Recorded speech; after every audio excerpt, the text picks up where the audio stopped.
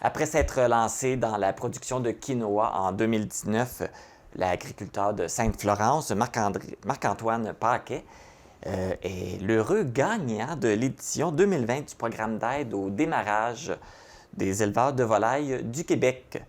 En plus de réaliser le rêve d'avoir son propre poulailler, Marc-Antoine devient le premier éleveur de poulets de chair dans la vallée de la Matapédia. J'ai le plaisir de l'avoir en studio avec moi. Bonjour Marc-Antoine. Bonjour, ça va bien? Ça va très bien, toi? Ben oui, mais ça. Donc, tout d'abord, félicitations pour avoir gagné ce concours Ben, merci beaucoup. avec les éleveurs de volailles du Québec. Juste pour mettre ça au clair, parce qu'il y a plusieurs types d'élevage, c'est quoi le poulet de chair?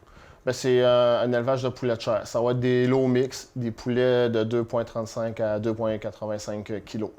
Donc, ça, c'est pour la viande. Oui, exactement. Tu ne feras pas de production d'œufs, rien. Non, c'est vraiment juste. Exactement. J'achète les poulets un jour, puis je les monte jusqu'à leur poids idéal, puis après ça, je les vends à l'abattoir. Parfait. Donc, pour produire de la viande, ça fait plusieurs années, je pense, que tu souhaitais avoir ton propre élevage de poules. Oui, mais ça a toujours été un rêve pour moi d'élever mes propres volailles. Et quand ce concours-là est sorti pour la première fois en 2019, j'ai appliqué. Malheureusement, je ne l'ai pas gagné la première fois. Okay. Donc, j'ai retravaillé mon plan d'affaires et j'ai été le regagnant en 2020. Parce que c'est ça. Là, tu avais quelque chose à présenter. Fallait que tu présentes un projet. C'était Oui. quoi les critères? Bien, dans le fond, c'est l'élaboration d'un plan d'affaires complet. Okay. Ça a pris environ 120 heures le faire la première année. Et ensuite de ça, c'était remettre à jour les soumissions et retravailler les points qui étaient moins bons. Et ça a porté fruit. J'ai rentré dans les 5 meilleurs plans d'affaires. Et après ça, le hasard a fait que c'est moi qui ai été le gagnant. Pas juste le hasard. Je pense que tu avais un bon projet, j'imagine. Ah oui, bien c'est sûr que aussi j'ai rentré dans les 5 premiers projets. Donc, ça donne une chance. Parce que l'année d'avant, en 2019, j'avais pas rentré, non. Et puis, il y avait combien de participants, est-ce que tu sais, en tout? Non, j'en ai aucune idée. Je pourrais pas dire ça. Mais il va en avoir quand même plusieurs. Fait que déjà, dans les 5 qui passent en finale, j'imagine que c'est intéressant, là. Ben oui, parce que c'est un concours qui est offert à grandeur du Québec. Donc, s'il y en a un dans la vallée de la Matapédia qui a voulu appliquer, j'imagine qu'il y en a quand même beaucoup ailleurs au Québec. Il faut préciser que le prix que tu as gagné, c'est un prêt. Oui, exactement, c'est un prêt. Donc, ça consiste en quoi? Ben, dans le fond, les 10 premières années, je produis 1500 mètres carrés. Suite à ça, la Fédération reprend 120 mètres carrés par année de l'année 11 à 20, que je peux racheter, évidemment. Okay. Et ici, après 20 ans, je suis encore en opération. Il y a un 300 mètres carrés qui est à moi et ma famille pour les générations à venir, si jamais il y a quelqu'un qui reprend ça. Fait que dans le fond, le prêt qu'ils te donnent au début, c'est pour t'aider à démarrer. Oui, c'est ça exactement. Les 10 premières années servent vraiment à se roder et à essayer de payer le bâtiment. Et après ça, il faut acheter le quota de production. Là, tu en es rendu où? Là? Parce que est-ce que tu as reçu l'argent? C'est quoi la première étape? Comment tu dois t'installer là, pour pouvoir débuter?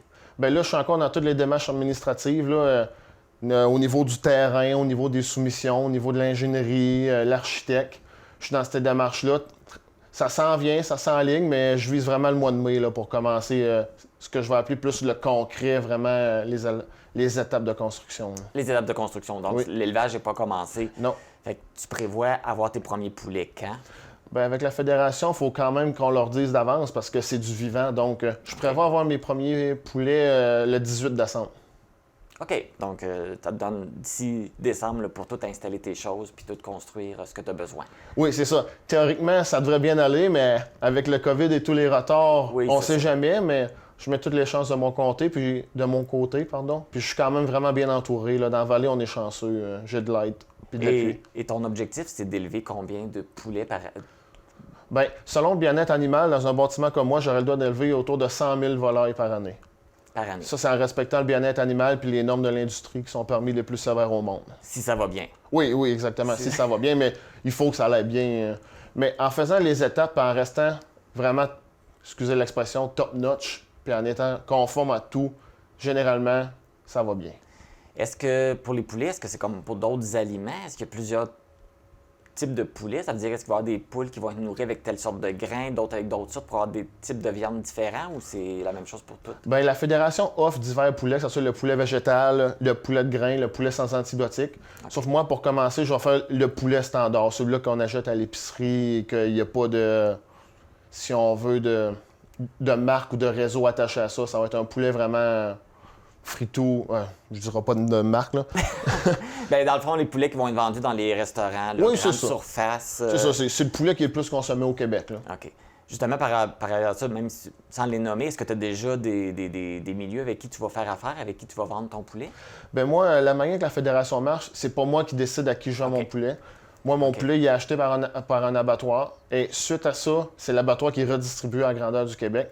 Généralement, il essaie d'envoyer où ce que le poulet est produit, mais c'est pas toujours le cas. Mais c'est sûr qu'idéalement, j'aimerais ça peut-être acheter une partie de ma production pour en distribuer dans Matapédia à Bas-Saint-Laurent. Mais ça, pour la première année, même deuxième année d'élevage, je sais pas de quoi je vais me concentrer. Je vise vraiment à peaufiner mes techniques d'élevage pour ensuite aller essayer de vendre mon poulet directement au consommateur. Et toi, tu produis vraiment, pour le moment, tu vas produire vraiment pour l'abattoir. Oui, c'est ça, exactement. OK. Parfait. Et puis, là, comme je mentionnais, ben là, dans le fond, c'est l'entreprise familiale, dans le fond, que tu reprends. Oui. Et là, on produit plus c'est plus une entreprise céréalière. Et puis là, tu veux rajouter de l'élevage de poulet. Comment ça a été vu là, dans la dynastie familiale de voir qu'il va y avoir des nouveaux produits qui se rajoutent? Bien, c'est sûr que mon père et ma mère m'ont vraiment appuyé à 100% là-dedans. Puis la synergie que les deux entreprises vont avoir ensemble, c'est vraiment de quoi qui va être super. Je veux dire, dans mes tâches quotidiennes, c'est de quoi qui s'ajouterait vraiment bien.